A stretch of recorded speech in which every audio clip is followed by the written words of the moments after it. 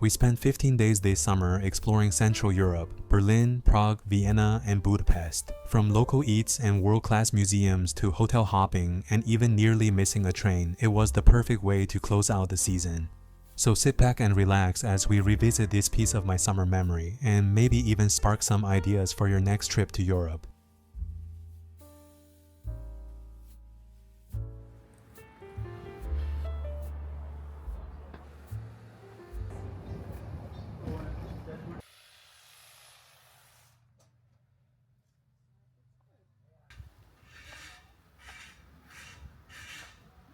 Which are nice. But yeah, I really was a big barbecue fan.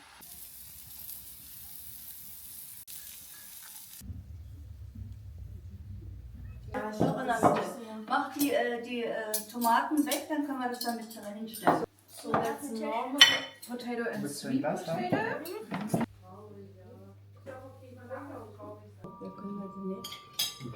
Die Kinder bestimmt, ja. Der ist quasi nicht weiterverarbeiteter Schwarz, also so halb verarbeitet. Waren überreif. So the plums were extremely ripe. So she's saying, even though we wollte never da put in irgendwas? much sugar, but there's probably gonna be sweet because the plums were very. Mach den Rand weg. So. Wait, what happened to that piece? Not good? It's Habt the ihr zwei? border. It's Warte, border is soll ich noch das aufmachen? Yeah? Yeah, on the bottom. They will be there. Ja. Nice. Okay. Yeah, that's good. I'll give it a try.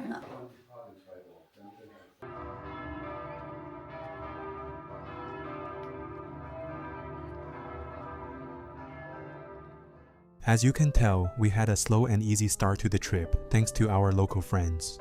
Because of that, my first impression of Berlin was relaxed, convenient, and in some ways familiar. We spent the first 2 days like locals, visiting the botanical garden, hanging out at the apartment, and enjoying meals at a restaurant right in our friends' neighborhood. But once we moved into a hotel, I was ready to get my steps in and truly start exploring. The hotel we stayed at in Berlin was the Radisson Collection, so it's no surprise we spent a lot of time around Museum Island. It was genuinely a lovely area, locals spending their evenings along the river with family and friends. With so many restaurants and coffee shops nearby, you'd never head back to the hotel hungry.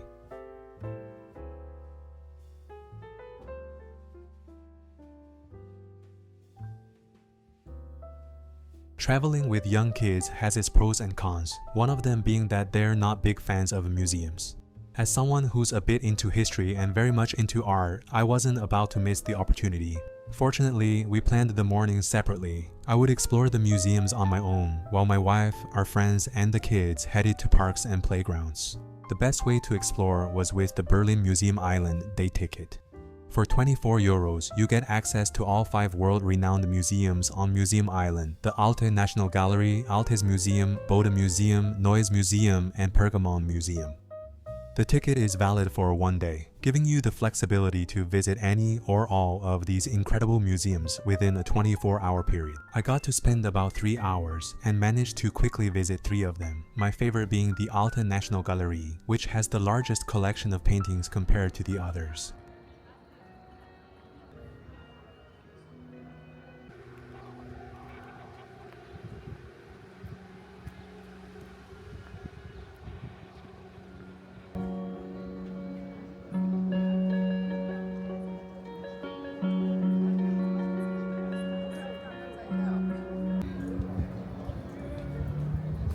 The Radisson Collection has a spacious lobby and an indoor courtyard, plus a small library for anyone who wants to work or read.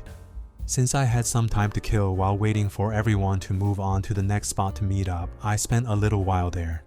Here's a fun story about this hotel. When our friends visited us in the States, they told us about a huge fish tank in the middle of the hotel lobby that burst one night. That hotel, the Radisson Collection Berlin. Luckily, no one was hurt, and we didn't even realize it was the same hotel until our friend figured out where we were staying. My wife texted me a picture saying they stopped for pastries, so I figured I wasn't just gonna sit at the hotel. I pulled up a pastry shop I had saved on my map and decided to check it out.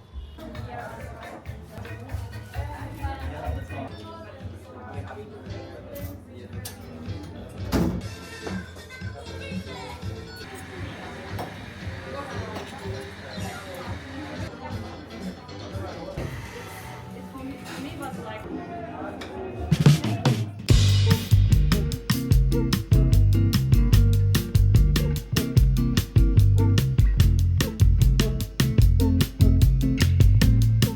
Bar and Restaurant, which is mentioned in the Michelin guide, has a huge outdoor space with a really family-friendly vibe. It was definitely one of our Berlin restaurant highlights. They serve small, shareable modern dishes, so everyone gets to try a good variety. If you ever visit, definitely try the grilled octopus. It was one of the standout dishes. At some point during the trip, one of the locks on my Rimowa check-in large broke. This was my first time needing a repair, but when I tried to book an appointment online, there weren't any available during my stay in Berlin. So I decided to try my luck at the main store in person. Filming wasn't allowed, so I couldn't document the experience. But luckily the fix was quick, and with only one person ahead of me, I didn't wait long. Best of all, the service was free and I left super satisfied.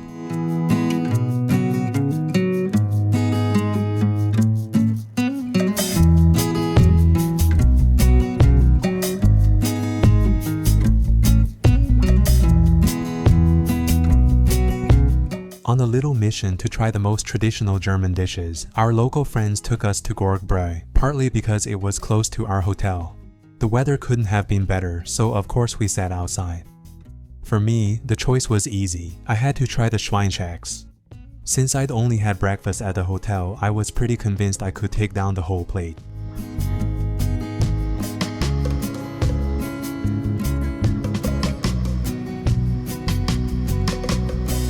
This trip to Berlin almost felt like a second visit, even though it was my first time.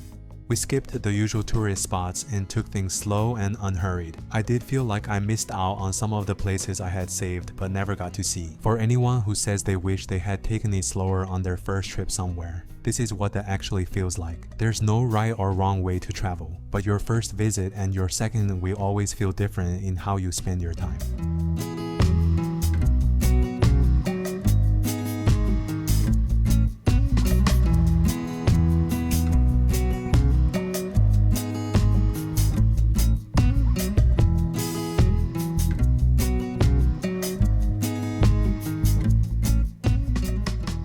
This will be our home base for the next few days in Prague, the Augustine, a luxury collection hotel. It's set in the heart of Malá Strana, built from 7 historic buildings, including a 13th century Augustinian monastery. The design blends original details like vaulted ceilings, stone walls, and wooden beams with modern comfort. There are 101 rooms and suites, each with its own character. Some are especially unique, like the Tower Suite with panoramic views or the Fresco Suite featuring original monastery frescoes. The property also has a restaurant with a garden, the refectory bar, and even a brewery inspired by the monks' centuries-old recipes. The suite we stayed in was the Moser family suite, one of Augustine's signature suites. It was a spacious 117 square meters, or about 1,259 square feet, with 2 bedrooms and a large living room. Out of all the hotels on this Central Europe trip, this one ended up being my personal favorite.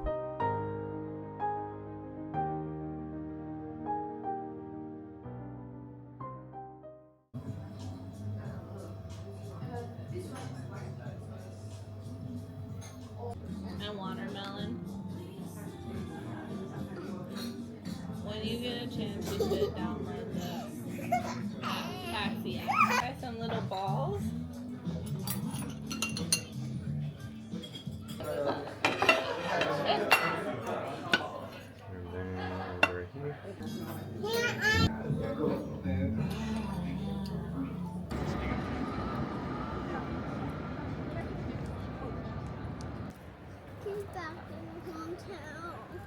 You tired? Mid-August in Prague could still be very hot, but the evenings were much more comfortable. It was perfect for a walk, especially since we hadn't planned anything after dinner. We headed toward the old town and wandered through some beautiful streets until the kids gave up and wanted to head back to the hotel. My first impression of Prague was that the city had stunning historical charm and felt like an open-air textbook of architectural styles. From that perspective, I actually liked it a bit more than Berlin.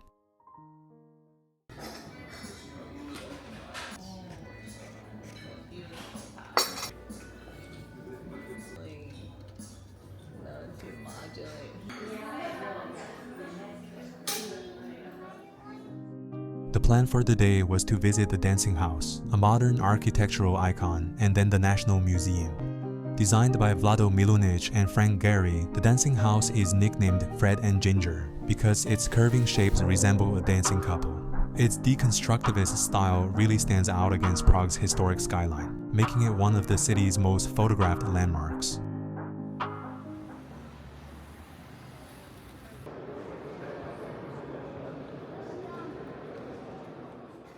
Next up was the National Museum, Prague's largest and most iconic museum. Founded in 1818, it's home to an incredible collection ranging from natural history and scientific exhibits to art and historical artifacts. The main building had just reopened after a major renovation, so the interiors are as impressive as the exhibits themselves. Tickets for adults cost around $11 and it's worth setting aside a couple of hours to really explore. From the grand staircase to the museum halls, it's a must-visit for anyone who loves history or wants to soak in some of Prague's architectural charm.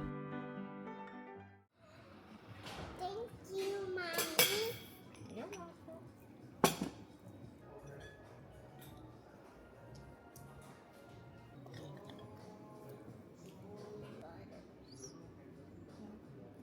So we have the fresh scallops from Norway with targa green pea sauce as well.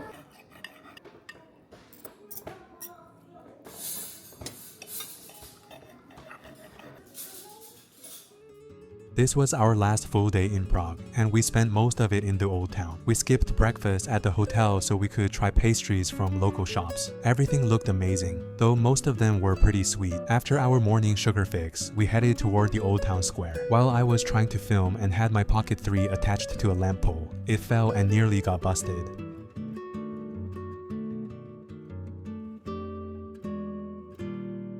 I continued on and arrived at the old town square. With the hot weather, there was even a fire truck spraying water into the crowd for anyone who didn't mind getting wet to cool off. I spent the rest of the afternoon shopping, which I didn't film, but if you follow me on Instagram, you probably know what I picked up. She ate this and she ate that. Wow, so adventurous.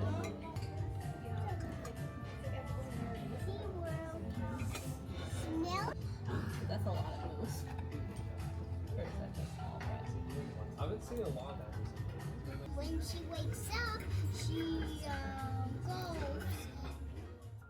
Walking across the Charles Bridge at sunset was one of those core memories from this trip. The golden light made everything feel so peaceful, almost magical in a way that you can only experience in Prague. Looking back, 3 nights here felt way too short. I could have easily stayed longer. One thing I wish I'd done differently was a visit in the fall instead of late summer. The heat made it tough to walk around, and in a city that's best experienced on foot, that felt like a bit of a trade-off. Would I come back? Probably not anytime soon. At least it's not at the very top of my revisit list.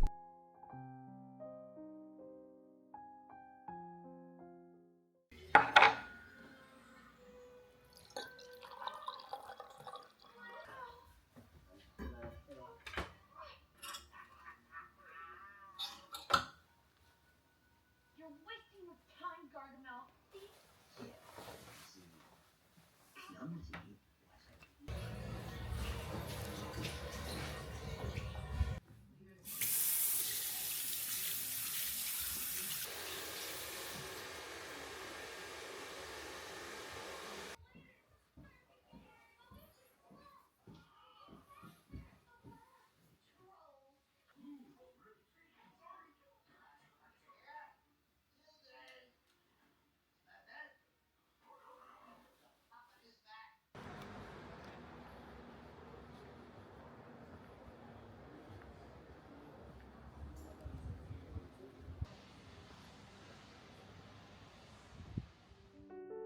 Some people say Prague and Vienna are very similar, but to me, they felt completely different. Vienna was much cleaner, filled with churches, or at least it felt that way, and had this elegant vibe. Since it was so hot, museums were the best escape. And of course, I had to see the Kiss in person. As someone who studied fine art, finally standing in front of that painting was definitely a bucket list moment. You could easily spend a few hours here, and the staff were much friendlier than in Berlin. Plus, filming was allowed, which made the experience even better. That's fine. And Cedric loves the bread. Would you like some balsamic? Yeah. Okay. Hallo. Jetzt leise, du bist die Größte. Du musst dich ein bisschen besser benehmen. Okay? Verstanden? Willst du ein bisschen Schnitzel oder Kartoffelsalat?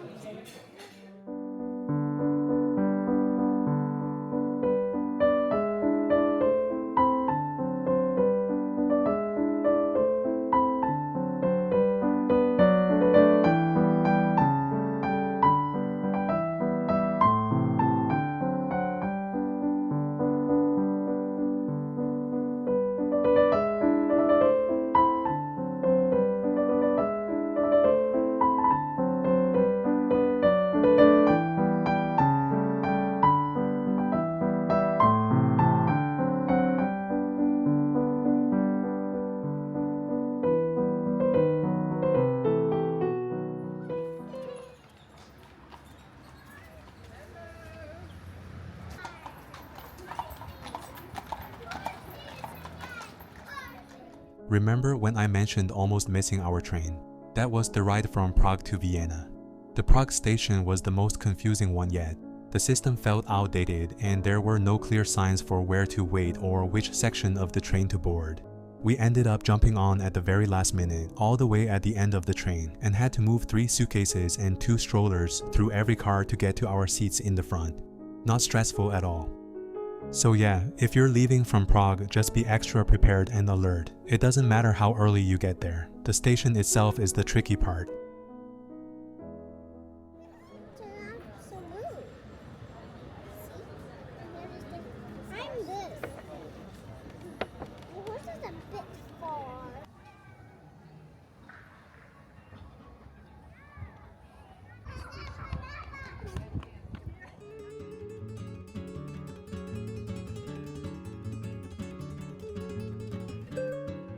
Our last dinner in Vienna was at Glass's Basil, a cozy spot tucked away in the museum's quartier. While it's not Michelin starred, it's highly recommended for traditional Austrian fare. The restaurant boasts a charming outdoor garden, perfect for warm evenings. Reservations are a must, as it's usually booked out every night. I opted for the selection of boiled organic prime beef, light, healthy, and packed with flavor. A perfect way to end our visit to Vienna. 3 days in Vienna didn't feel like a lot, but I think we got a good taste of the city. What would have made it better was not visiting during a national holiday plus a Sunday. So many shops and cafes were closed. I had a list of pastry spots saved, including one recommended by a Louis Vuitton staff who hot-stamped my passport case. He even told me exactly what to order at Pyramide Boulangerie, but it ended up being closed on our last day. Overall, the city also felt a little empty, probably because it was summer holidays and a lot of locals were away traveling.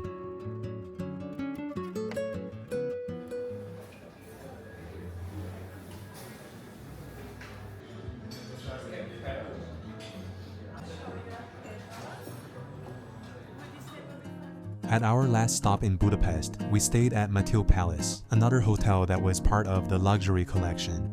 The whole family agreed it had the best breakfast of the entire trip. There was a great variety, everything was top quality, and each dish was prepared to perfection. We were happy to spend our last 4 mornings enjoying breakfast there. We didn't even feel like we were missing out by not going out. Personally, Budapest felt very different from the other 3 cities on this trip. The city had this passionate energy, with so much expression in its architecture. You see not only neoclassical, Gothic, Renaissance, and Baroque revival styles, but also touches of brutalism, like the Transformer Station, and beautiful Art Nouveau, like Odon Lechner's Hungarian State Treasury Building. And of course, there's the stunning Hungarian Parliament building. The best way to see it is on a boat tour, far enough to admire the full view, but close enough to catch all the details.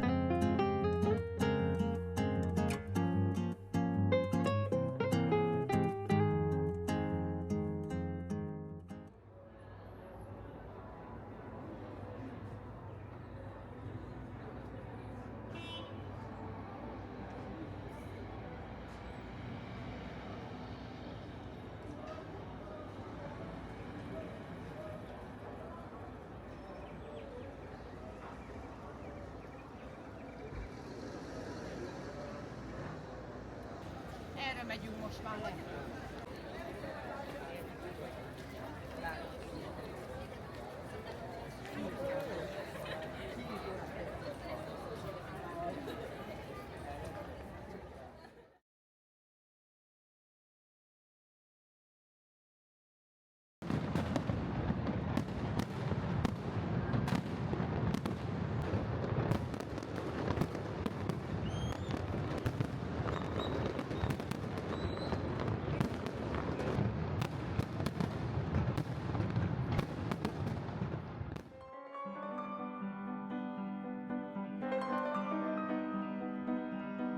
Our last day in Budapest ended with a little rain, the only rainy day of the entire trip.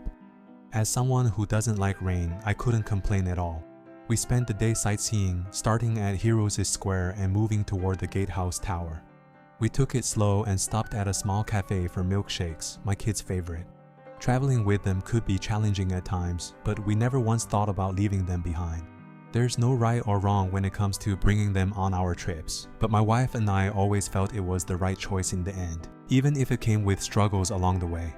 What I'm trying to say is, us bringing our kids on all of our trips doesn't make us better parents than those who don't.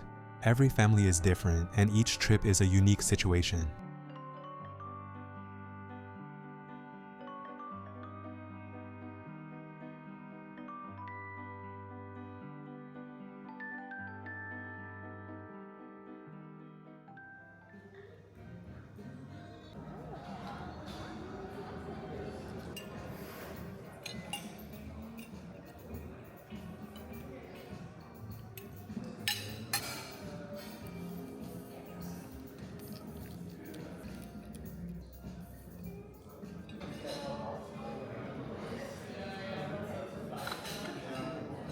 You got it?